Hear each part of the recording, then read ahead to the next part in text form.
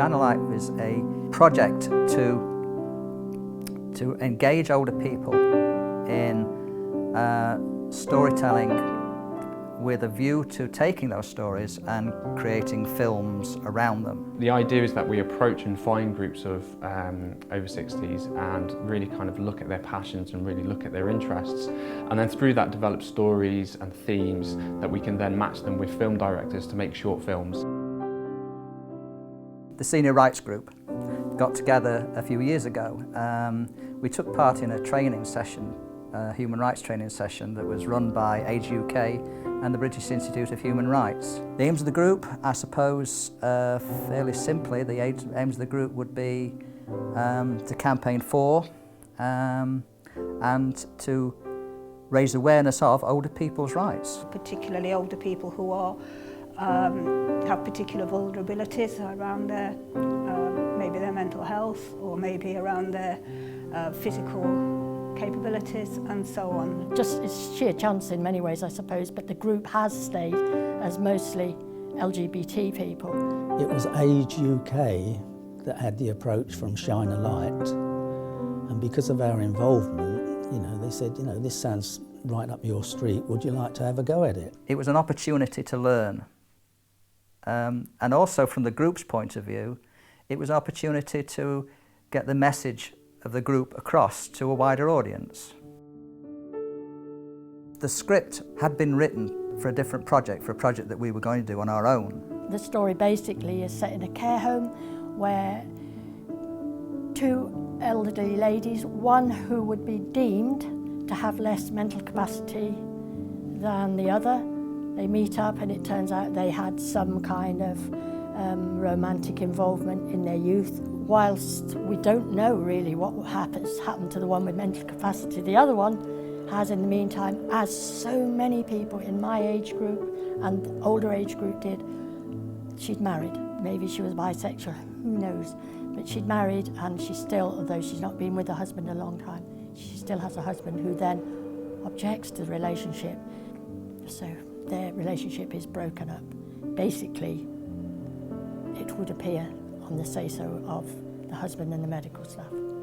The care homes and the doctors would try to sort of walk that tightrope between sort of allowing the residents their happiness and trying to sort of please the relatives who would possibly create a fuss. Is the now the reality that counts in decisions being made, and in this case made for them, or does that invalidate, if somebody having Alzheimer's or dementia of another kind, does that invalidate their right of choice? We looked through it as a team, and it was Doug Smith who recognised that actually someone he knew, Christine Parker, would be ideal to come onto the project. She deals with a lot of LGBT issues, and she has a style that would really complement the group's passions and the group's work. I was so happy to be assigned to that project because they were really nice people and I loved their ideas. Two main things came out of talking to them, and the first was to address this concern about losing one's identity when you go into care, or just ageing generally. The other thing that was important to them, to Senior Rights and to me, was that the protagonist of the story didn't become a victim. I had to try and think of a way to make an empowering story about going into a care home, which, most people regard as a one-way street. So it wasn't easy, but in some ways it's just a struggle that mirrors the struggle that we all have all the time, of trying to find a way to go on, a way to survive and hopefully thrive, whatever the circumstances. After meeting with Senior Rights to discuss their concerns around older people in care, Christine began development on her own short film, The Carer, which promised to address these issues. The film is called The Carer, and it's about an elderly gay man, sophisticated, urbane, who's had a brilliant life. He's an author. His partner dies and he goes into care. In those meetings, what was clear was that Christine had got something, a seed has been sown, and it was going on in there, and the fact that she was so keen, and you know, and she's a very respected director, that, you know, it made it worth wanting to hang on to and see where this is going.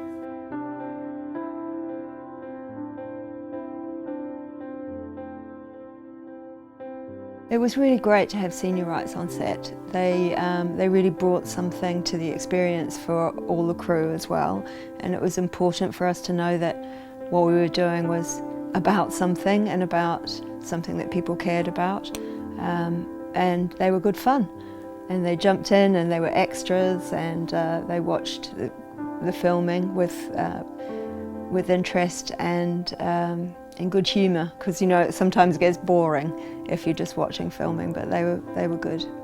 One of the things about being retired is that you want your brain going, and when we got this offer of Shine a Light after doing this course on human rights, the idea that I would actually be able to just learn vocab, learn things, just see how films are made.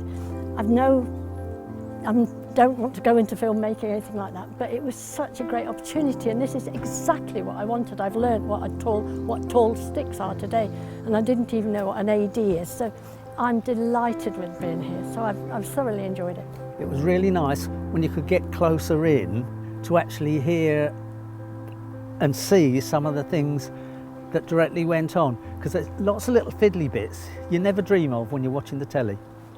But the fact that there'd be somebody there holding an umbrella to make sure the light was right or whatever it was, and although you knew from some films you ever saw that somebody says, right, action and cut and all the rest of it, it's totally different if you were actually there seeing it.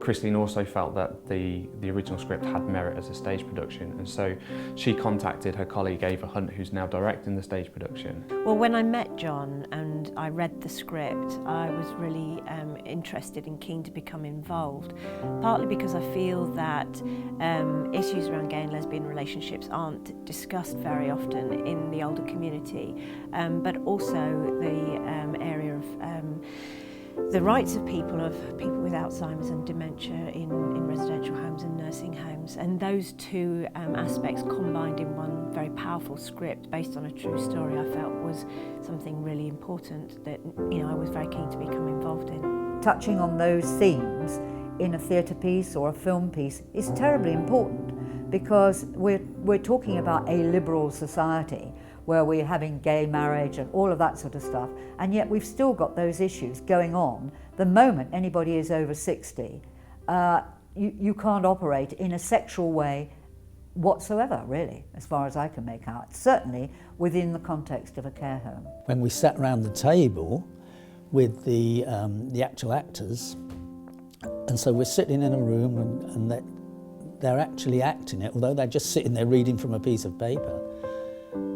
And they put all the expressions in, you know, they put the passion in, they put the sadness in, and just sitting around a table watching it, you know, you start getting a lump in your throat, and it hadn't even got to be a play yet.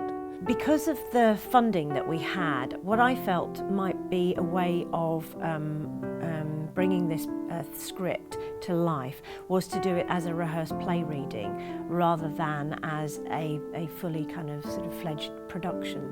So it's an opportunity for all of us to see the impact that the characters and the writing has on an audience, and hopefully for us to be able to work with external partners to see if there is any funding so that we could roll this out and tour it. This was so minimal in terms of set, etc., but so big in the result.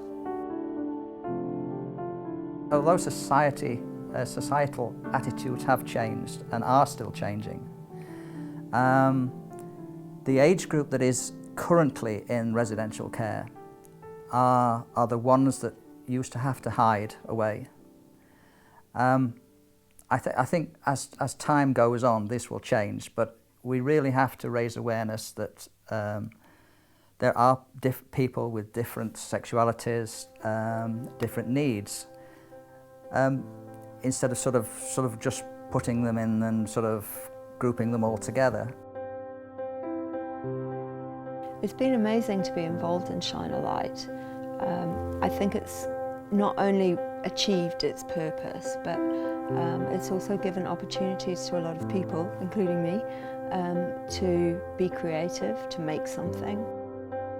They're just such a great group. They're so enthusiastic and so keen. They've worked so hard to generate every aspect of the project, from the design of the marketing material through to trying to publicise the event and market the event, as well as being really interested in the process of actually putting on a theatre production. So it's just been a sheer delight.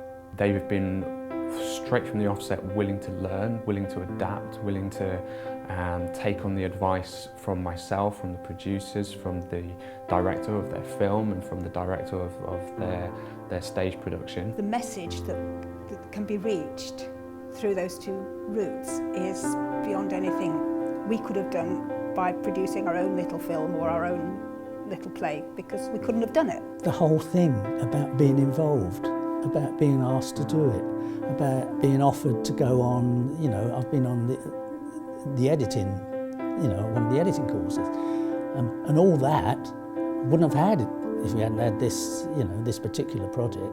When we started this off, hopefully we were going to get a film, and then we got a play, and then we got a documentary made about us, and I so smiled about that.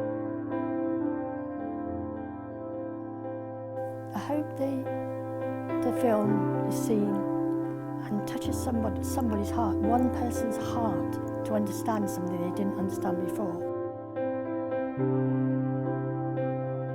I'd like people to leave the film and the play with an awareness of the issues both of the play and film sort of raise. It's still a taboo subject in a lot of care situations. I'd like it not to be.